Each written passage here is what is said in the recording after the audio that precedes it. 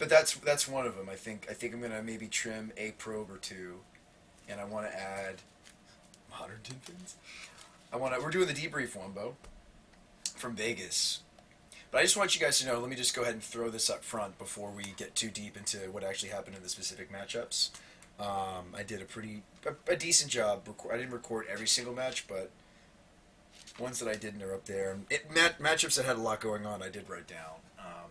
Some of them were pretty straightforward, so I didn't think it was necessary to write them down. So let me show you. I think what I would have changed. I think I would have gone back to quite a few Thoughtseize. I do want a third Brutality to survive in this. It's basically a Deathrite meta. I mean, if it's not a Deathrite deck, it's a Degenerate deck, and that's kind of where we are right now in Legacy. There's very little else going on, and that's okay. That's not a dig at the format. That's just, I wish I'd made that call. I wish I'd realized sooner that Collective Brutality is essentially the best card in your arsenal as a Tin Fins player.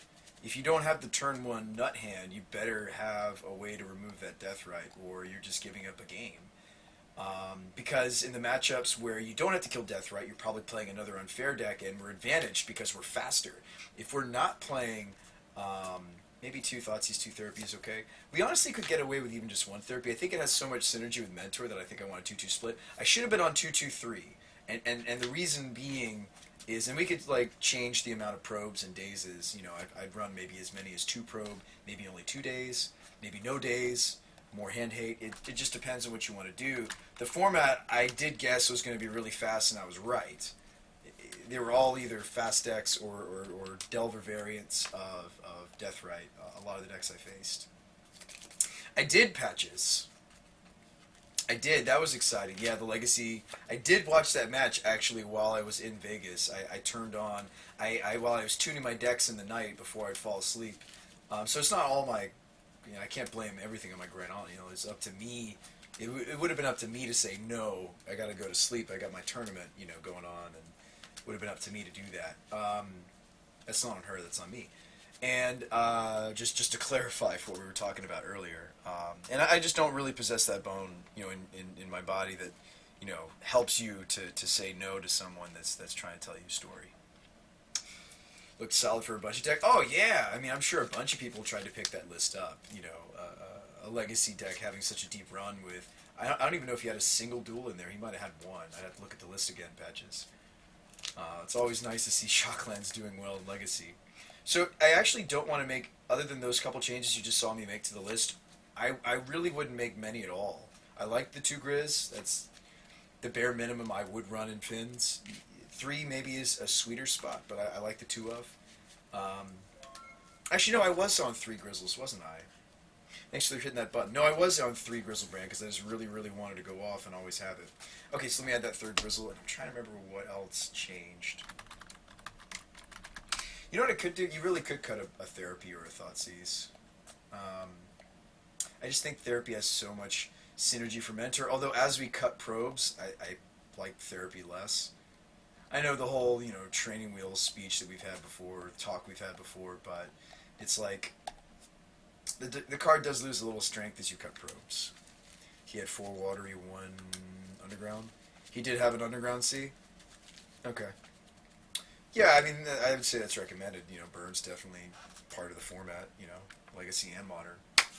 So, let's get into the matches before let me see how we're doing on my timer. Okay, cool. So we got another 40 minutes to debrief, and then I want to spend about an hour on the new deck we were talking about. Or we might just spend an hour tweaking the Modern deck, because I'm actually very pleased with how Legacy performed. I think I just needed to compensate a little bit better for Deathrite Shaman, and we'll talk about that. So let me get out my little notebook. I wrote down quite a bit of information from the GP. I mean, leading up to it on the plane ride, like, I didn't just do the typical, like, you know, a lot of people, like, will watch a movie or something on their phone or whatever, or what have you while they're on the flight. While I was on the flight there, man, I was writing up sideboarding plans the whole way, just thinking about it. Anyways, that's all those first few pages. Here we go, round 1 Legacy. Okay, so I played against a really cool guy. You know who you are. I'm gonna name drop you because you're a really cool person. His name was Wes. I don't remember his last name. I didn't write it down, but he was from California. He was playing at Nauseam Tendrils, and I can say he's a pretty cool guy because we got to talking before and after the match, and he seemed like a nice person. So he was on Ad Nauseam Tendrils. Just got here. What'd you miss? Oh, nothing. We haven't really gone into it just yet. Part chop. You get to the good part, just juicy part, talking about the GP. So game one, he had the turn two Ad Nauseam. I was terrified because I was about to go off the next turn. I had a pretty strong Tinfin's hand, but it was like missing a piece. I was either missing the Reanimate spell or the Entomb. I think I was just missing the Grizzlebrand. Yeah, I have a Daze, but he plays around it because he saw it with the probe. But he... And I was sweating bullets, well, I wasn't sweating, but I was just freaking out because I was like, oh, he's going to kill us, he's going to kill us, he's going to kill us. Or me, he's going to kill me, he's going to kill me. And he... I think, I mean, I can't say for sure because I don't play Tendrils myself, but I think he had a Lethal Storm, but he thought that he needed another card. He also didn't crack, he had 2 Lion's Eye Diamonds when he was going off, and he only cracked one of them before resolving the Nauseam. I think he told me after if he'd cracked both Lion's Eye Diamonds, like one for black and one for blue, or something like that, yeah. Or maybe even one for red because of Passive Flames. I think he should have gone blue-black, though. He said he would have won. And so he's flipping cards and cards and cards and cards, and he thought that he needed to keep one of those Lion's Eye Diamonds to turn on, potentially to turn on Hellbent for the tutor, but that's not what happened. He actually died. He had 4 life exactly left, and he was running the odds in his head. Again, seemed like a very smart Storm player, so of course I'm scared. Because, you know, he's doing the calculations in his head. He's like, okay, what are the odds that I hit something big enough to kill me? And he's like, no, I need one more card. You know, he's hoping for like a Petal or something. He flips it, it's the Past in Flames. And that's the game. Game 2, I sideboard into Doomsday because Mentor is really not fast enough. The Mentor sideboard plan's not fast enough against Storm. So it's just not. It's just not. I mean, this gives you more bodies to flashback therapies, but, I mean, my version that I took to the GP was on 2 therapy. This version might only be on 1. We'll see. Definitely want 3rd Brutality. We'll get to that. Because my Legacy started off really, really solid. So game 2, he kills me quickly after I Doomsday. I think I Doomsdayed either turn 1 or turn 2. Something pretty quick. And he just kills me. I think he killed me with a Past in Flames loop. Yeah. Let's see. Let me see what Wombo just said. I feel like Miracles is still a deck. Caleb did well with it without top. Yeah, I played against Topless. I don't think it's favored against Doomsday Miracles, but excuse me, Doomsday Tinfins. But because every time I played against I did play against the Topless Miracles deck, and I did take it down when I did face it. But yeah, I mean it's still a fine deck. I think that's what's interesting is the Miracle effects are just so powerful that you can run even some questionable cards. It's basically the new engine for that deck is actually just Snapcaster Mage. It's basically just Snapcaster Control now. Runs all, you know, heavy on Jace, heavy on Snapcasters, and then it runs that old school top deck manipulation spell. Anyway, so game 3, I cast a Cabal of Therapy, and this is just so epic. My opponent did respect me for this play. I cast a Therapy, and I'm sitting there and I'm thinking, what am I going to blind name on this Therapy? I just don't know. And apparently he would have had me dead if I named the wrong card here. He said he like top decked what he needed. We talked after the match. He had me either dead the next turn or so. I blind name Infernal Tutor. That's a fine card to name against Storm. I hesitated for a moment thinking that I should name Brainstorm to make later hand hate spells hit, but I blind name on a Cabal Therapy for Infernal Tutor and hit the relevant card in his hand. And then we draw go for a lot of turns. And we're draw going for so long that I start drawing like a bunch of Dark Rituals and Petals, and I have a Grizzlebrand in my hand, and I count my mana one turn, and I think I did it a little too obviously. My opponent's like, what, are you going to hardcast Grizzlebrand? And I was like, maybe. And instead of drawing another mana source, I actually draw finally to an Entomb. However, a hardcast Grizzlebrand, if he is on the Surgicals, is safer. It's crazy how they killed themselves exactly. Yeah, I was very lucky, Wumbo. I was very lucky that he killed himself exactly to that Past in Flames. I don't think I would have won the match because he took game 2.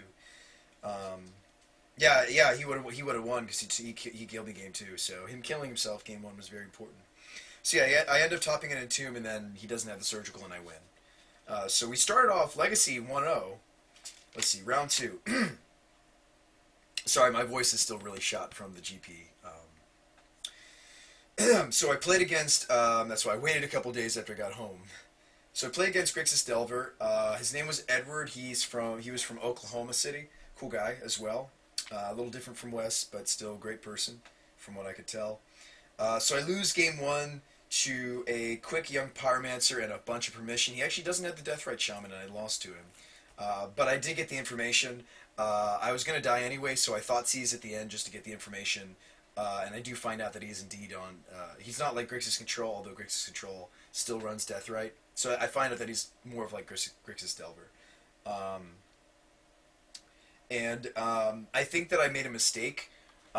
There was a moment where... I didn't have the Grizzlebrand to pitch, but there was a moment early on when he first Pyromancered where I could have played out a Lotus Petal and Brutality to kill the Pyromancer, pitching a land to check his hand for Force or something of the sort.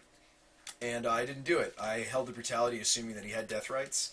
And I think just having more copies of Brutality would let me, kill certain threats like Pyromancer, even though, you would assume that a young Pyromancer deck probably is also on Deathrite Shaman. I think the only exception would be maybe Blue-Red Delver would run potentially Pyro and no Deathrite. But I think I should have had the intuition to assume he was on a Grixis build. I think I should have just fired it off on the Pyro. It would have brought me a lot more turns. So I think that was my first misplay of the tournament.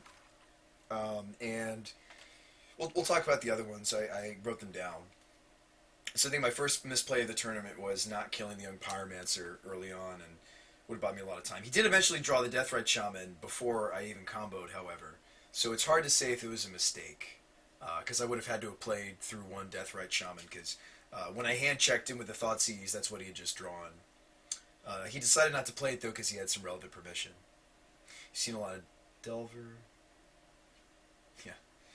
Anyway, game two, so I side out most of my Reanimator package.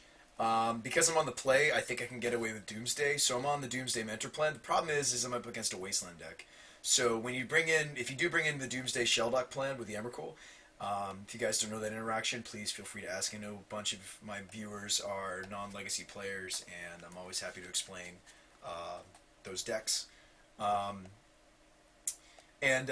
think that what would have been best is if I had... I don't think I should have been on that plan. I think he did Wasteland me a few times. I remember being Wastelanded game two. And I never actually saw a win condition. I kept an opener that was like a bunch of cantrips and hand hate, and I don't think that game, I wrote down that never saw win con until beat down by Delvers. So I actually never saw either Mentor or Doomsday. If you're going to side out if you side out the Reanimator, you have to see one of these 8 cards. In fairness, when you're on Reanimator, you got to see 1, 2, 3, 4, 5, 6, 7. One of 8 cards, or you got to draw a Vault, or you got to have an extra Entomb to get the Burial Rights.